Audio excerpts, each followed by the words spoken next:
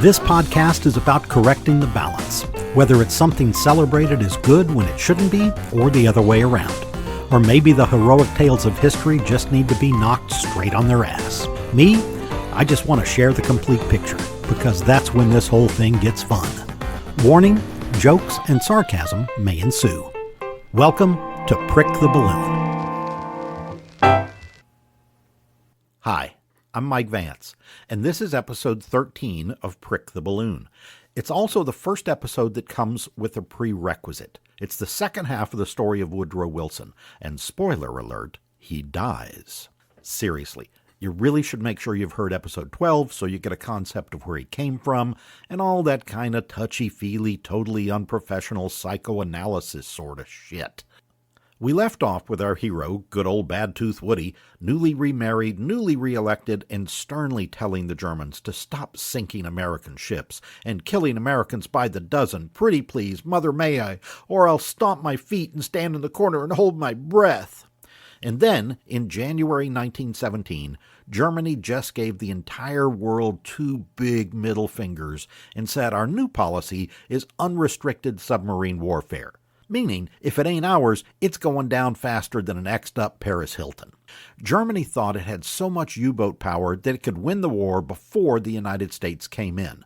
Plus, they were convinced that since Wilson won re-election on the slogan, "He kept us out of war," they could just keep shoving him and taking his lunch money as long as they wanted. On March 1st, 1917, came the release of a telegram. And we have to go down a little espionage and technology pathway here.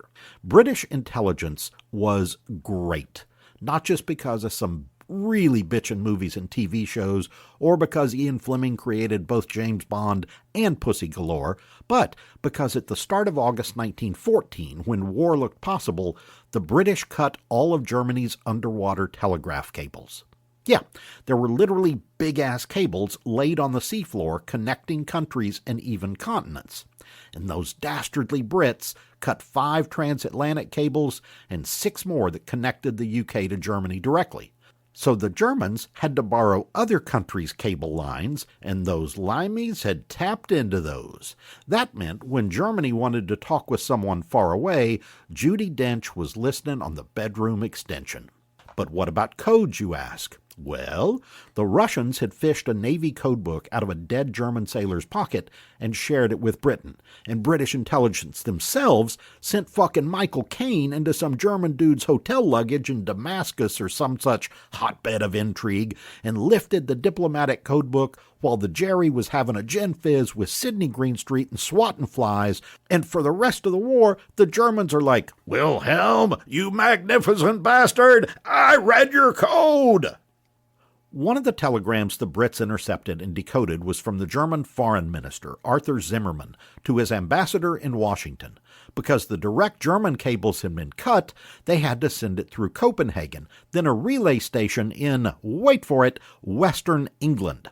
That's like asking your girlfriend to drop off a note at your side piece's apartment and hoping nobody figures anything out. Good Lord, Germans! The gist of this telegram was that Germany was making a big offer to Mexico to come in and help them fight the United States if the U.S. joined the war. They offered a bunch of cash, but the main thing was that Germany wanted to give Texas, Arizona, and New Mexico back to Mexico, which, if that happened today, might get a much different reaction from a majority of Americans. Not to mention the several million liberal Texans might enjoy being part of Mexico. Who knows? At the time, though, the American public was primo pissed offo. Still, that pasty little girl Wilson failed to immediately act. But a couple weeks into March, after the Germans had sunk a bunch more American ships, the cabinet finally agreed it was time for war. And it was declared on April 6, 1917. Wilson asked for a military draft and more money, while he didn't exactly have one of those "a day that will live in infamy" kind of lines. He did say, quote, "We are but one of the champions of the rights of mankind. We shall be satisfied when those rights have been made secure as the faith and freedom of nations can make them." End quote. Interesting little side note. The Secretary of War was the former mayor of Cleveland, this small, bespectacled dude named Newton D. Baker, who had been rejected for military service during the Spanish-American War because of his eyesight. He was an avowed pacifist, but seems to have been a really good guy. When he got made secretary, he told reporters, quote, "I don't know anything about this job," end quote. Kinda gotta love Newton D. Baker. As often happens when war comes to the United States, we were not prepared.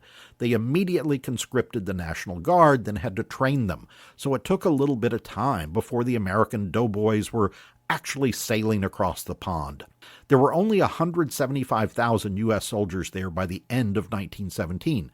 The initial goal was 500,000 men in the National Army, but they eventually drafted almost 3 million. By the middle of 1918, 10,000 Yanks were getting off a boat every day. The term doughboy, by the way, dated back to the Civil War and came from cavalry troopers making fun of infantry. Could have been worse. They could have been collectively known as the Fat, Jiggly Jaundice Boys, I guess. Or the Christies. One little teaser note for later. There were about 380,000 blacks in the U.S. Army during World War I, and more than half of them were sent to Europe. They primarily worked in the rear, doing things like longshoremen. The short version is that the Army itself was wanting more black units, and the commander of the American Expeditionary Force, John Pershing, who had been partying his way through Mexico the previous year, admired the abilities of black troops, and would have actually used them. Lots of the Army brass did not agree, but it was really Wilson and his allies in Congress who refused to let them fight. They didn't believe in the troops, but they also feared that if black soldiers came back from France as heroes, they'd expect better treatment at home. That's exactly what happened anyway, but we'll spend a lot more time on that in about 20 minutes. Now, the objective of war is generally to defeat the other side. That very, very often includes the idea of conquering new territory, a la coked-up Putin in Ukraine. But Wilson kept saying that he did not want any new territory for the United States. Woody was telling people that he was shooting for, quote, an organized common peace that would prevent future conflicts. You might immediately think of the phrase, the war to end all wars, and it would be easy to ascribe that nonsense to Woody Wilson, but it wasn't him. The war to end all wars quote comes from H.G. Wells in a London Times editorial in 1914. And that's kind of poetic and perfect, since horseshit like war to end all wars is just about as grounded in reality as time machines, an army of Martians invading the suburbs, and an evil sloth man. Anywho, in January 1918, Woody announced his 14 points. These were the things Woodrow wanted to get out of the war. As long as 116,000 Americans are going to be killed, we might as well have a solid set of goals, right, Woody? Now, a lesser and more orange man might ask the war genie for 3 dozen Big Macs and a urine milkshake. But Wilson mainly wanted to establish an association of all nations that would guarantee the future independence for all people. He talked about free trade, democracy, and self-determination. This whole League of Nations idea was pure D. Woodrow Wilson, high-flown idealism. Presidential speechwriters love to talk about morning in America and 1,000 points of light, but Woody bought all this shit hook, line, and American shipping sinker. Let's put a pin in the League, though, until it actually happens. Just like happened in World War II, Wilson tried to set an example for thriftiness, more food for the troops sort of thing. There were signs and banners everywhere that said, "Food will win the war, don't waste it." The government pushed for Meatless Monday and Wheatless Wednesday, and both of those caught on, unlike Assless Chap Friday, which got a much cooler reception. And yes, I know they all are. It was a joke. Woody, and yes, remember he hated that name, kept a flock of sheep on the White House lawn as a show to the nation of saving labor and all that, which was very different than when Zachary Taylor kept a single sheep in a sundress ensconced in a butler's pantry. More about that in another episode, maybe. Meanwhile, Wilson raised taxes, an excess profits tax, and raised the top income tax rate to 77%. Just hearing that number of 77% made a big skid mark in Elon's shorts, didn't it? They still needed to borrow more money, so they raised war bonds. World War I did bring the first of these great posters for war bonds, a stern-looking Statue of Liberty buying bonds lest I perish, a hot-looking young woman in a flag dress dancing through the fields sowing the seeds of victory. The most iconic American poster of all time also came from World War I, a top-hatted Uncle Sam pointing and saying, "I want you for the U.S. Army." And with that visual, let's go to the litany of bad shit, because that's how we roll, all fair and balanced and Jerry Hall dating and whatnot. Wilson's advisor, Joe Tumulty, supported women getting the vote, but his boss did not. Even back when he was governor of New Jersey, Wilson was on record as saying women did not have enough experience to vote. But he left things up to the states, and a ton of states out west gave women the right to vote. In the South, they did not, because they were afraid it would give blacks more power. Let's just say that math, like spelling and teeth, have never been a strong suit in the South. When World War I started, some of the most vocal suffragettes, and one major who confused Paul McCartney, started picketing outside the White House. At first, Wilson was polite to them. He even waved. But within a few days, he decided that they were unfeminine, and he started having them arrested. 3 groups of them, including the famous Alice Paul, got sent to workhouses on 60-day sentences. When they went on hunger strikes, they were beaten and force-fed. The protesters who followed them outside the White House got kicked and beaten by male onlookers while police stood by and watched. Finally, in 1918, Wilson changed his mind and came out in favor of a constitutional amendment to give women the vote, and he tied it to being vital to winning the war. Bottom line, he saw the proverbial graffiti tags on the wall. The first vote in the Senate lost by a margin of 2, and it didn't get approved until half a year after the war, when a few more senators got cut off from Waka Waka Woo. But it did become law in 1920 before Wilson left office. The biggest strike against Wilson early in the war is that he was just a flamin' asshole. He shut down anyone who disagreed with him like they were a Saudi topless bar. He set up a propaganda office run by a guy named George Creel, who had been an investigative journalist. And related to what we just talked about, Creel was an advocate for women getting the vote. His office was in charge of creating those gorgeous posters I mentioned, but they also cracked down with all kinds of censorship. That included the journalists who eventually went to Europe with the army. Everything they wrote had to be favorable. The Wilson administration also cracked down on anyone with a German surname. The new laws required all non-naturalized German men over 14 who were in the United States to register as aliens. That meant a 4-page form with fingerprints and photographs. Their firearms were confiscated, and they were prohibited from working in certain restricted areas without further vetting and a permit. Wilson was worried about espionage and sabotage, but things went way beyond that.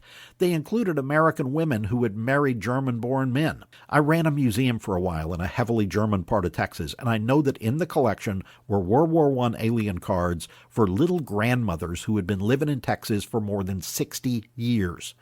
Like she was smuggling gunpowder in her corset and adding it to her Wiener Schnitzel gravy. And yeah, you bet your ass that's a euphemism. 480,000 German aliens were registered and 6,300 arrested under what were called presidential arrest warrants. If there was big money involved with the Germans, well, that was a different story. One of the most reprehensible people who ever held a major government job was this douche named Mitchell Palmer. He was a congressman from Pennsylvania, and he had this hard-set lower jaw that was just made for him to be a thug extra in an Edward G. Robinson movie. Wilson made him the alien property custodian, and basically just let him go to town. Wilson rammed 2 other laws through Congress in 1917, the Espionage Act and the Trading with the Enemy Act, and Palmer was enforcing them. The first one came with this lower-than-turtle hurdles level of proof. The conductor of the Boston Symphony was falsely reported to have refused to play the national anthem, and that brought threats of lynching and got his German sausage-eating ass deported. The A.W. Faber Company had been making lead pencils since 1761, and that was one of the businesses Palmer confiscated. He closed down businesses worth a total of $500 million because they were suspected of trading with Germany. Part of the Faber Company had split off years early into Eberhard Faber pencils, fully American, and it took personal intervention and lobbying before Wilson grudgingly stopped Palmer from closing them down too. Things as dangerous as beer were targets. Palmer tried to seize the Anheuser-Busch Company assets. He failed, but he did seize other German surname breweries. Some of the seized companies dealt in what could be termed war materiel, like the Bayer Chemical Company. Palmer seized not only the assets of those companies, but also their U.S. patents. He took 4,600 U.S. patents that belonged to German companies, and in the case of Bayer, that included aspirin, which was invented and patented by Bayer in 1899. When the war was over, the confiscated property was not returned.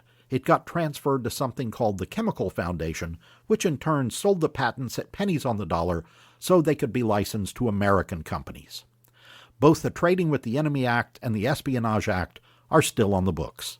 In modern times, the Espionage Act has been used against journalists, traitors, and political dissidents, including Daniel Ellsberg, Chelsea Manning, Edward Snowden, Julian Assange, and straight-up dickweeds like the childish Orange Conman. There were movements in all this anti-immigrant hysteria to rename places called Germantown, and most of them were successful. German Street, Wieners, Sauerkraut all got new names, most involving the word liberty. Get this, there were people in the midst of this rabid xenophobia who seriously wanted to rename Dachshunds because they hated Germans so much. People are fucking idiots. As the war was coming to an end in November 1918, the U.S. also had off-year elections. Wilson called on the voters to keep a Democratic majority in Congress and back his policies, but they did not. Oddly enough, some folks credit the Republican victories with them being able to win over the German Americans who Wilson had so thoroughly alienated, pun intended. And that set up Henry Cabot Lodge, this little pointy-beard senator from Massachusetts, as Wilson's arch enemy. Lodge had 4 degrees from Harvard, had written several history books. He was a protege of Henry Adams, who is a fascinating dude. Lodge had co-written a bill to guarantee voting right protections for African Americans back in 1890, but the bill got filibustered by Southerners. But before you get all these good vibes about Henry Cabot Lodge being all woke and shit, he also repeatedly pushed bills to restrict immigration from Italy and Southern Europe, which meant Italy. And when there was a mass lynching of 11 Sicilians in New Orleans, Lodge wrote an op-ed saying it was their own damn fault. Lodge hated swarthy Italians. Lodge had already been in favor of entering the war earlier and basically called Wilson an unprepared coward. So the stage was set. With the end of the war came the Paris Peace Conference, and that was about to put the entire world into a century of shit. You can readily find famous pictures of Wilson at Versailles with the other Big Four leaders, David Lloyd George, George Clemenceau, and Vittorio Orlando, who later sang Tie a Yellow Ribbon Round the Old Oak Tree. And Wilson is just towering over the other 3 guys. Wilson was like 5'10", 5'11", and the other 3 of the Big Four could have starred in Wizard of Oz for all we know. But people in Europe loved Wilson. They thought he was their savior. They turned out to see him by the freaking tens of thousands. Wilson went on this tour of Western Europe, fronted by Prince, and they were selling merch out of the backs of their van. It was rad.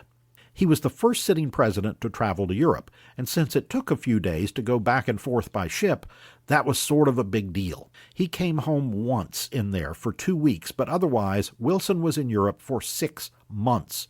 That is a long-ass time to stay away when your job is ostensibly running shit. He cut the Congress out of peace negotiations entirely. The moving parts of the American delegation to the Paris Peace Conference were Wilson, not really a Colonel Edward House, Secretary of State Robert Lansing, a diplomat named Henry White, who had been U.S. ambassador to both Italy and France under Roosevelt and Taft, and the Army Chief of Staff Tasker Bliss, who was this doppelganger of Terry Bradshaw, and I mean Terry Bradshaw right now. Then Wilson got sick.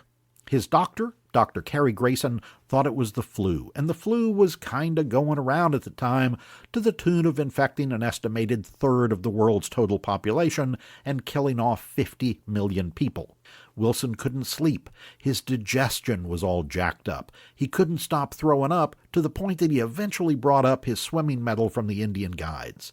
Then he fell asleep for 3 days. The notable part was that when Wilson woke up, first, he wanted to leave immediately and go home, but he changed his mind and decided to stay. He suddenly got all paranoid about the French servants being spies, even though most of them spoke virtually no English. He demanded that staff itemize the furniture in the house where he was staying because he was convinced it was being stolen. Ike Hoover, who was the White House chief usher, was there, and he even wrote about this stuff in his book. The worst part was that Wilson came out of the illness acting like an Asholian schoolmarm toward the European allies. Clemenceau, the French leader who did have a sense of humor, took a shot at Wilson and the Brits at the same time. He said, quote, "I've never known anyone to talk more like Jesus Christ and act more like Lloyd George," end quote. Clemenceau also rather famously told Wilson that if he really wanted to win over the French people, he should send Teddy Roosevelt to negotiate. Hell, as it turned out, the corpse of Ben Franklin could have done a better job. All Wilson cared about was his League of Nations. He called it the keystone of the whole program, and he had this covenant of the League that included freedom of religion around the world and a permanent court of international justice. In the retroactively funny department, Japan wanted to add a clause that guaranteed racial equality, and Wilson was, of course, against this because, well, those people aren't like us. But Australia and Britain pushed for it, and Wilson eventually had to give in. Needless to say, it never actually worked anywhere. But because Wilson only cared about his precious League, he gave in to the French and British and Japanese on dividing territory that had belonged to the Germans. And the other allies wanted those Hun bastards punished, and punished hard. They agreed to let the French occupy the German Rhineland. They kept Americans and Brits walking around watching what the Germans were going to do, making sure they didn't come back and order shit at a Paris cafe. They made Germany admit that they started the war, and they had to pay a bunch of reparations that further wrecked their economy, and Germany had to give up all their overseas colonies so that they could be snatched up by the winning allies who were not named United States. Of course, this all went totally against what Wilson was saying about self-determination for all people. Perhaps the worst bits were cobbling together separate groups of people into these made-up nations of Czechoslovakia and especially Yugoslavia. The whole thing left the people in place, but invented these new national borders around them and subjected them to new governments. In other words, just throw them in the pit and tell them to get along with people who in some cases they'd been fighting for centuries. Croats, Serbs, Bosnian Muslims packed together in a clown car. What could go wrong? Not everyone bought this as being a good idea. Robert Lansing, the Secretary of State that Woody planned to run roughshod over, predicted that this bullshit will, quote, raise hopes which can never be realized. It will, I fear, cost thousands of lives. In the end, it is bound to be discredited, to be called the dream of an idealist who failed to realize the danger until it was too late to check those who attempt to put the principle into force. End quote. The peace conference finished in May 1919, and that was the first time that the Germans, now with a new and improved democratic government, ever got to see the terms. Some of the German leaders wanted to just flat say no, but they signed the thing, and Wilson ended up getting the Nobel Peace Prize in 1919. But this whole thing planted the seeds for Hitler and World War II. Aside from the economic hit, this was off the charts embarrassing. It was like the French and English made the Germans drink a quart of Everclear and then had them run naked down the hall of mirrors with the 33 LP stuck between their ass cheeks. The U.S. Senate then had to ratify the treaty and agree to have the U.S. join the League of Nations, and the Senate, remember, is controlled by Republicans and Henry Cabot Lodge. Even my dog can figure out this will require compromise, but Wilson, he ain't having it. When he comes back to the United States, the Republicans in the Senate are steaming mad. Instead of negotiating with Congress like a leader, Woody immediately starts this colossal tour of the western states, trying to drum up public support for the League of Nations, as opposed to Senate support that would actually make it happen. Lodge is willing to support a modified version of the treaty. Former President Taft is pushing a modified version, and they say so publicly. But it all comes down to Republicans not wanting the U.S. to play a big role in the world community. Lodge's modifications are actually called the Lodge Reservations. Someone had a sense of humor. The biggest objection from some of the Republicans is against Article 10, which is the mutual defense condition. Exactly the kind of thing the Orange Goon raves on about when he tells his butt buddy Putin to go ahead and attack our NATO allies.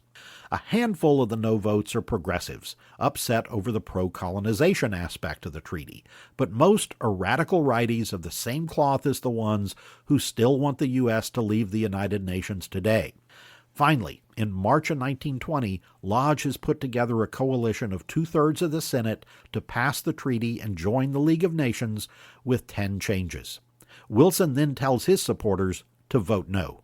In other words, he kicks the whole goddamn sandcastle down rather than have to admit what he worked on wasn't perfect. So in the end, the U.S. never joined Wilson's League of Nations, not because of Wilson's opponents, but because of Wilson himself. Now, lots of this had taken place while Wilson was out on his tour rallying public opinion. But while he was touring, he started having headaches and other health trouble, and he finally goes back to the White House, and just a few days later, on October 2nd, 1919, Wilson had a massive stroke. He emerged from it paralyzed on his left side. He lost partial vision in his good eye. He was confined to his bed for weeks, and the one neurosurgeon who came in to see him, a guy named, and I am not making this up for those of you who recall the old Miss America pageants, Bert Park, said the whole thing greatly affected Wilson's personality. Well, no shit, Doc. Park said Woody had, quote, disorders of emotion, impaired impulse control, and defective judgment, end quote. And no, there's not a record of President Wilson throwing ketchup against the wall. But he still had 17 months left in his presidency, and he remained in office. There he is, incapacitated. And of course, rumors started flying. The president was bad sick, and nobody knew what was going on. So even before 24-hour electronic news and blogs, people are trying to fill in the void. One story was that old Woody had caught the sniff over there from some Parisian dame and was losing his noodle, to use the medical term. And they pointed to these metal bars that had been put up on the White House windows, with the inference that they were there to keep the crazy old man inside.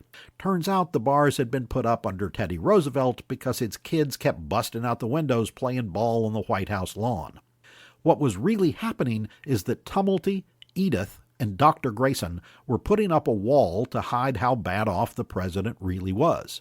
Edith would take papers into Wilson's bedroom and bring them back with notes in the margin like, "The president wants," or "The president says." People talked about her handwriting being like a 12-year-old's, and when it actually was Wilson's handwriting, it looked nothing like it had before. Edith would let cabinet members come sit in the adjoining room to Wilson's bedroom and then give verbal instructions about what old Woody wanted done. He was literally the man just behind the curtain. But laws were passing without the president even signing them. Appointments to government posts were being ignored. The U.S. needed an ambassador to Costa Rica. The British ambassador never got received or even a note or a letter, and finally he took his happy ass back to England, presumably for some boiled eels. One of the biggest was that they needed a new Secretary of Commerce, and that languished for months. They finally appointed someone who turned the job down, then finally Edith and Grayson picked a guy without consulting Tumulty, and he was widely considered to be a complete baboon. Tumulty and the cabinet members were well aware that Edith was keeping him away from her husband, and that's where you get all of these stories about Edith Wilson being the president. Some of them were written with great admiration of how she was the first woman president and how that's so wonderful because she was a woman showing what women can do. But the bottom line is that is a pile of horseshit that would drown Gary Coleman. The best face to put on this is that she curated what matters Wilson would address. His advisors were always on hand, wanting to get in and run the government, but she kept them out. Her goal was to keep Wilson alive. She, by everything that most creditable sources say, plus reading the motives between the lines, tried to relay her husband's wishes, but she didn't bug him with what she considered the small shit, even though sometimes the small shit was really the big shit. Sometimes enormously big shit. The important part to remember is this was not Edith's job where it pertained to the nation. By shielding him and getting all pissy and unforgiving and trivial and petty and even cruel toward Wilson's advisors, Edith was actively hurting the United States. She forced out House and Tumulty to a large extent. Those had been Wilson's two closest advisors, but Edith didn't particularly like them, especially Tumulty. Edith Bowling Wilson wrote a memoir. It took her 11 or 12 years to get it released, and a ton of it is about things like visits from the King and Queen of Belgium or the furniture in Paris. And it showed that she was a small-town woman with small-town sensibilities to a great extent, not some evil Bond villain with an inscrutable cat on her lap. And one of the things that several of his biographers talk about is that for months, when Wilson was mostly housebound at the end of his life, Edith kept him from knowing a lot of what he needed to know. Throughout late 1919, Wilson's inner circle concealed the severity of his health issues. By February 1920, the president's true condition was publicly known.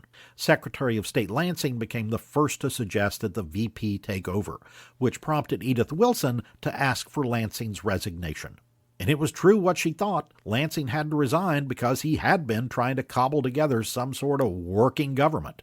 On the one hand, you picture Alexander Haig in a spandex Nazi uniform screaming, "I'm in charge here," before bursting into "Springtime for Hitler and Germany."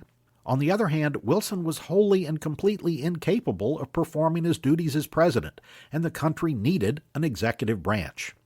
Lots of people expressed qualms about Wilson's fitness for the presidency at a time when the League fight was reaching its climax.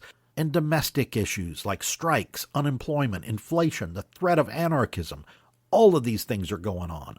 Of course, this led to the 25th Amendment to clarify the vice president succeeding the president, but that was no help at the time. So, who was the vice president during all this, and why haven't I mentioned him? It was a guy named Thomas Marshall, a really decent dude who had been governor of Indiana. He had passed child labor laws there and anti-corruption laws. He'd beaten back a state forced sterilization law. He was against capital punishment. Marshall pushed for all kinds of workplace safety laws, the kind of things OSHA does today, like mandating medical supplies on site and storm-rated windows in locomotives. Wilson took him on the ticket because Indiana was a swing state, but he never liked Marshall. And Marshall just kind of philosophically shrugged and took it. At first, he proposed a bunch of ideas to the president, but Wilson shot him down. After a time, Marshall quit even going to all the cabinet meetings. The relationship was described as functioning animosity. Some members of Congress encouraged Marshall to assert his claim to the presidency, but he never even tried to replace Wilson. Not surprisingly, Vice President Marshall was said to be the guy most kept in the dark because Edith Wilson and Tumulty and everybody else close to Wilson were afraid of their guy losing the power, whether he could exercise it or not. This was unprecedented, of course. Even James Garfield, when he had been shot and was lingering around, he was in control of his mental faculties. And there wasn't this pressing weight of dozens of major issues at the time either. Because, there was still a lot of shit going on. Joe Tumulty was the Wilson advisor who pushed the most for government programs to help the working man. He had been pushing these in June 1919 for Wilson to get after Congress to establish a federal employment agency, federal housing, old age pensions and health insurance, equal pay provisions, a federal minimum wage. And Wilson seemed to go along with the ideas, but after the stroke, he was in no shape to push any of it. And it went exactly nowhere. All of that stuff waited for either the FDR administration or, in the case of old age health insurance and equal pay, all the way to Lyndon Johnson.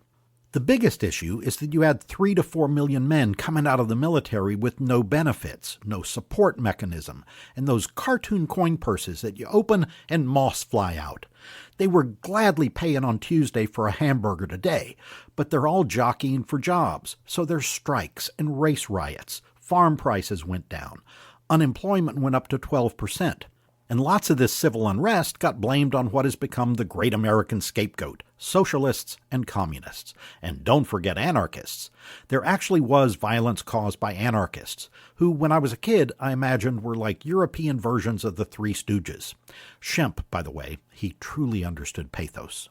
There was a series of mail bombs from April till June 1919. John D. Rockefeller, the mayor of Seattle, a former senator from Georgia whose maid actually got her hands blown off. But it turns out that the bomb makers were ultimately not that good at making bombs, so very few of them went off as planned. Add to this that the Spanish flu epidemic was still going on. So equate all this with how crazy people were during the height of the pandemic with bleach and horse dewormer, hoarding Charmin, and it all followed the Bolshevik Revolution in Russia. So the paranoia was running high, to say the least. People were waving their proverbial pitchforks like somebody had just spotted a bacon burger in Vermont. It became known as the Red Scare, and the guy in charge by this time was none other than the alien property thug A. Mitchell Palmer, who by now had been appointed Attorney General.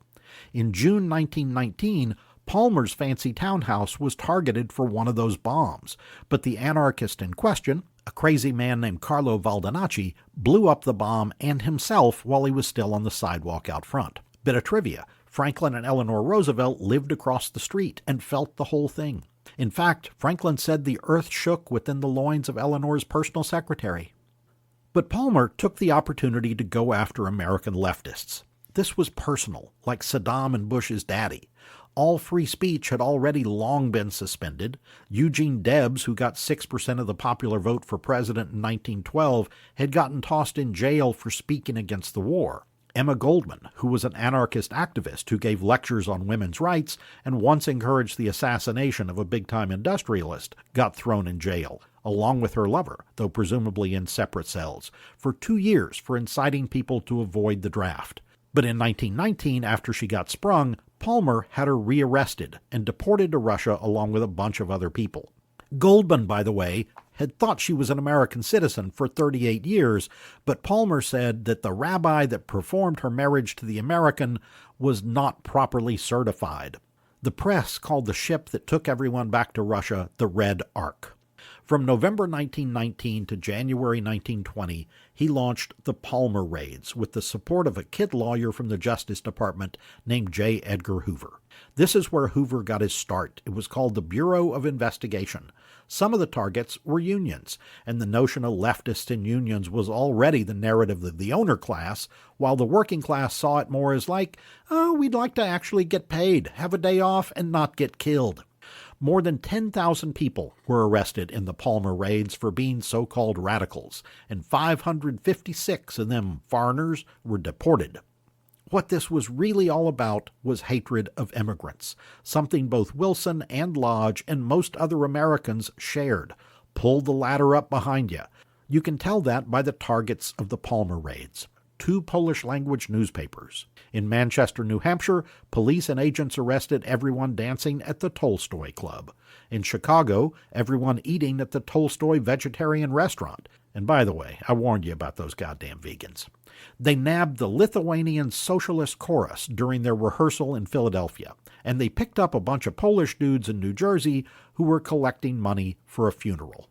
In spite of everyone in America reading headlines about how wrong the Palmer raids were and how they'd overstepped, abused, and brutalized, old Mitchie Palmer didn't quit. In 1920, he warned everyone about a giant plot to attack the very bedrock of capitalism on May Day. It never happened. What did happen was a huge explosion on Wall Street in September 1920 that killed 40 people, but it was never solved. It was blamed on more Italian anarchists by most people, but Upton Sinclair put it down to an accident involving hazardous materials in the horse wagon that exploded. A bit far-fetched.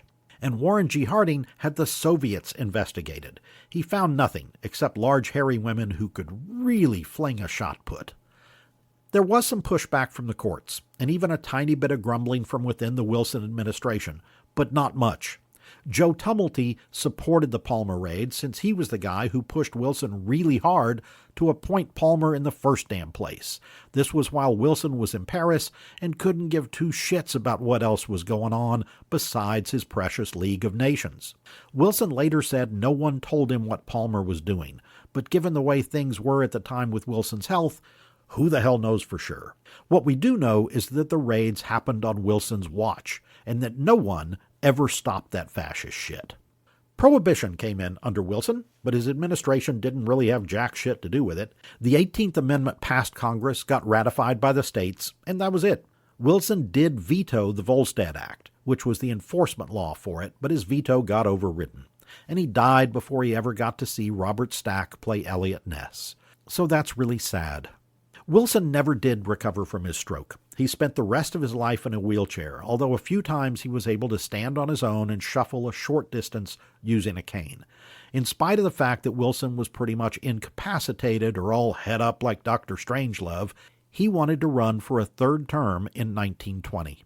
The Democrats didn't see it that way and nominated James Cox, governor of Ohio, with Franklin Roosevelt as vice president.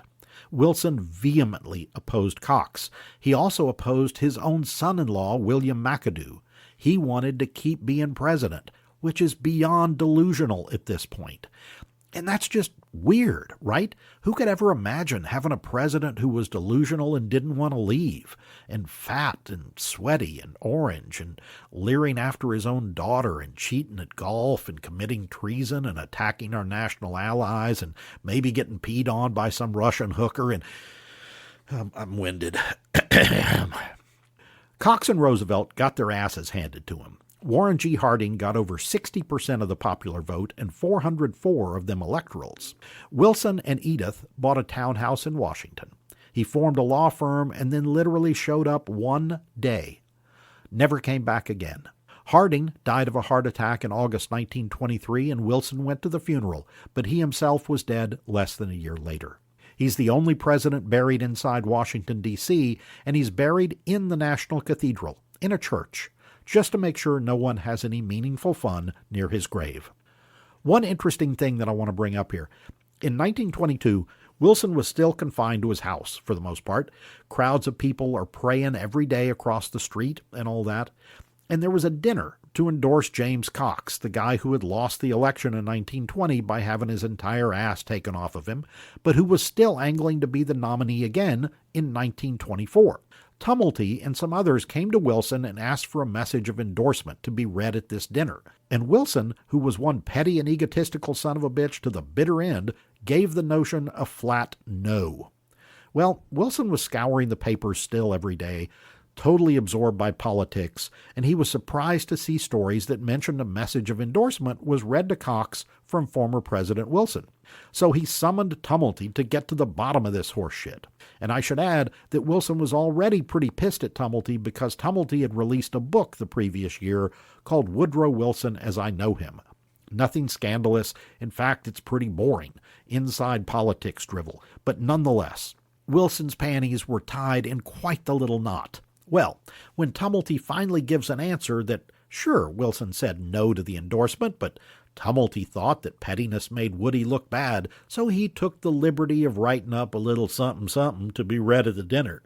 And that was the end between those two close friends. Tumulty was no longer welcome at the Wilson house, and he never was to darken his towels again. But let's talk real legacy, which for me, with Wilson, comes down a lot to weighing all of his accomplishments in changing the U.S. for the better, and as we discussed, especially in the first episode on the guy, there were a bunch. But you have to weigh that against his record on race relations. How much of a bigoted piece of shit was this guy? Well, the answer is so much so that it's rather mind-boggling. He had written back in his academic days about Italians being, quote, men of the lowest class, end quote, and Poles being men of the meaner sort. But he backtracked on that once he was president. With African Americans, there was no backtracking. And I gotta say something here. You cannot view history through your own personal modern lens. Times were vastly different, and what seems like really obvious righteous choices to us might be something that never even occurred to someone a few hundred years ago.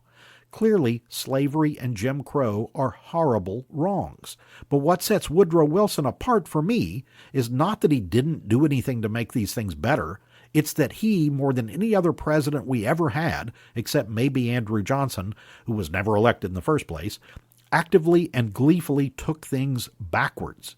He wadded up the tiny progress that black Americans might have made, and at the point that he took office, it was freaking tiny, believe me, smaller than T-Rump's hands, and he threw that progress in the trash.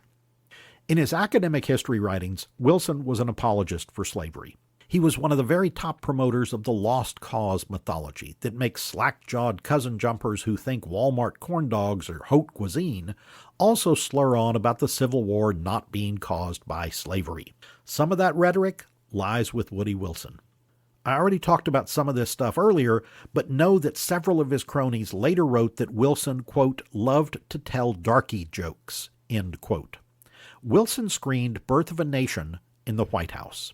That's the movie that caused a resurgence of the Klan in the middle 1910s. And if that's not enough, the filmmaker D.W. Griffith quoted Wilson on 3 of the movie slides. This was a silent film, of course, including one that said, quote, "At last there sprung into existence a great Ku Klux Klan, a veritable empire to the South, to protect the Southern country," end quote. That's the president who had written that in his History of the American People, and Birth of a Nation was the second movie ever screened at the White House. The first was also done by Wilson and his family. So how is that for some sad and disgusting trivia? But let's talk real results, not just private opinions. The only thing on the plus side of the ledger is that Wilson was against lynching, but at least one of his biographers believed that was because he thought it made America look bad abroad, not because he saw horror in the violent deaths of black Americans at home. In the 1870s and 80s, and in some places up to the 1890s, there were blacks being elected to offices like local sheriff and tax collector, all the way up to congressman, senator, and in one case, governor. But in the 1910s, thanks to poll taxes and biased literacy tests and outright violence, lots of violence, that was pretty much over. All the black citizens could hope for if they wanted to go into government was an executive appointment. Wilson appointed a total of 9 blacks to prominent government posts, and 8 of those were reappointments of people already on the job. To compare, William Howard Taft, just before him, took a world of shit from his fellow Republicans for only appointing 31 blacks, since that was the lowest total since the Civil War. As soon as he took office, Wilson fired all but 2 of the 17 blacks in supervisor positions who had been appointed by Taft. Wilson told his cabinet secretaries that they were free to segregate the workforces within their offices. That had not previously been the policy. Within a year, that was done at Treasury, Navy, and the Post Office. Some said they didn't have the facilities to create a separate workspace for blacks, so they just fired them or forced them into early retirement. That applied to black veterans who came home from France to find they were not allowed back into their government jobs. Under Wilson, the Civil Service Commission started requiring photos with job applications, so lots of blacks never even got an interview in the first place. An impact study in the Quarterly Journal of Economics in 2021, and yes, I read that a lot in the bathroom, found that during the Wilson administration, the black civil servants got pushed into lower-paying positions, and the wage gap between black and white government employees widened by almost 7%. Those employees' rate of home ownership went down. Wilson appointed the first white consular representatives to Haiti and Santo Domingo since 1863, the same year as the Emancipation Proclamation became official. In the Army, black officers who were already in place prior to Wilson got forced out in a lot of cases. That changed once World War I started, but the units remained segregated, and there was a policy to cut the lower left-hand corner on African American draft cards so draft boards and white officers could tell what was coming. The U.S. Navy had never been officially segregated, but you remember from the last time that Navy Secretary Josephus Daniels was one of the most vocal racists in America. He simply adhered to a policy that black soldiers were relegated to mess stewards, coal shovelers, or janitors. The cafeterias and restrooms in the Navy were segregated. In 1919, under Wilson and Daniels, the Navy just flat quit accepting black recruits, and that lasted until 1932. Daniels, by the way, was the first Republican choice to give the State of the Union rebuttal this year, but then they found out he was dead and shit. Turns out it wouldn't have mattered. There was one happy little story involving the Golden 14, not to be confused with the Golden 13 group during World War II. I know, it's very confusing. There were 14 African-American women who got brought into the Navy through a pretty sly bit of misdirection. A very light-skinned black man named John T. Risher, one of the supervisors that managed to survive, got to hire 14 also very light-skinned women to handle duties in the muster roll department in Washington. One woman was his sister-in-law, and he snuck these hirings right under the noses of his superiors. These women became the first black women ever to serve in the United States Navy. So, up yours, Josephus. They had, by the way, the rank of Yo Women, which I think somehow morphed into a Village People song years later. The sad fact is that all of the slaps in the face to these returning black soldiers sparked deadly race riots in East St. Louis, Chicago, and Omaha, but the Wilson administration just stayed out of them. The only action they really took was one within the Army relating to the riot in Houston, which is the only race riot in our history that killed more whites than blacks. That ended up with 118 soldiers court-martialed, 110 convicted, 19 executed, and placed into unmarked graves. There was an editorial cartoon that ran after the big riots in East St. Louis with a black woman looking up at Woody and saying, "Mr. President, why not make America safe for democracy?" To reiterate, history has to be viewed in context. Y'all have heard me say that many times if you've listened to other episodes. This is not George Washington or Jefferson, where slavery was the accepted practice of their neighbors. This was someone actively taking race relations in the United States backwards. His two immediate predecessors, Teddy Roosevelt and Big Bill Taft, had been pretty ambivalent at best about the start of Jim Crow and the erosion of all those civil rights that had emerged in the 1870s. But Wilson was actively working to make things worse for black Americans. And if you view things in that way, I think Woodrow Wilson should be the most harshly judged president we have ever had in terms of race. But what do other historians, the big academics like Wilson, think? The most recent study was the one that came out at the start of 2024 and got Orange Jesus all foamy-mouthed for being a distant last. They rated Woody at number 15. That's one behind Joe Biden and one ahead of Ronald Reagan. The interesting thing is that both Wilson and Reagan, and that's Reagan's middle name, by the way, have dropped 5 places in the last 6 years. He was ranked a little higher in studies by C-SPAN and Siena University. Of course, Siena also had Maryland winning the Big Ten, so come on. Lots of historians point to Wilson as laying the groundwork for modern liberalism and influencing the real liberals like LBJ, Truman, and FDR. Things he did like the Federal Trade Commission, a graduated income tax, and especially the Federal Reserve continue to be positive influences on the country today.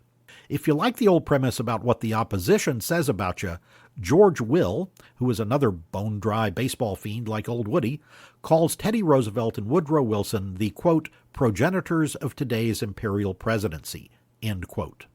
But what about non-historians, huh? The Princeton School of Public Affairs carried Wilson's name until 2020, when the Board of Trustees voted to remove it. Still, lots of monuments and foundations remain named after Wilson, including one in Prague, which is rather inexplicable to me. I don't know. But I'll leave you with 2 interesting facts. In 1944, Darryl Zanuck, who was one of the most important producers and studio heads in Hollywood history, wanted a movie about Woodrow Wilson because he loved and admired the man. So he did this biopic called, very cleverly, Wilson. It got 10 Oscar nominations and actually won 5. But as big a film fan as I am, I had never even heard of this turkey. It lost $2 million at the box office, which in 1944 was real money. Zanuck produced Streetcar Named Desire, Gentleman's Agreement, All About Eve, and 12 O'Clock High. He knew pictures, but when it came to picking presidents people wanted to watch, Zanuck didn't know shit from Shinola. Even Josh Brolin as George W. made a profit, though it did open behind Beverly Hills, Chihuahua. Bottom line, that Wilson movie was in 1944, and nobody has ever attempted to make a movie about the Woodster since. And one other. I've dropped hints before that Nixon had his moments, so you might find this interesting. Nixon's favorite president, the guy he idolized, was Woodrow Wilson. His talk about a just and lasting peace in Vietnam was patterned after Wilson. Ignore the fact that neither achieved it. Nixon loved Wilson so much that he had his portrait hanging in the Oval Office, and he had Wilson's desk brought in to use. Nixon loved to put his feet up on Wilson's desk and imagine that he was doing what Wilson did. He did it so much that eventually he started to leave heel marks. Once, while Nixon was on an overseas trip, an aide had the desktop refinished, and Nixon was not at all pleased. Hey, I've got a Patreon page for those who like getting some exclusive inside commentary and content, but mostly it's for people who might see some value in what I'm creating and are willing and able to subscribe and support my efforts. It's been taking me about 3 days to put together each of these podcast episodes, and one of the hardest things to convince people of is that creators, people who love what they do, still have bills to pay. So I'm just tossing the mention out there. If you can't afford it, I totally understand. Sincere thanks for listening, and please don't stop. The last couple of months, I've made a couple of exclusive little short videos of me sharing one of my old show business stories that are just for Patreon. They're fun to do, and hopefully the subscribers think that too. It's patreon.com/Mike Vance. Anyway, as I'm about to repeat in the produce close, thanks to every single one of you for your support, and thanks for listening. All of y'all are great. Thanks for listening. Be sure to check out my website at MikeVanceWriter.com. Prick the Balloon is copyrighted by Mike Vance, all rights reserved.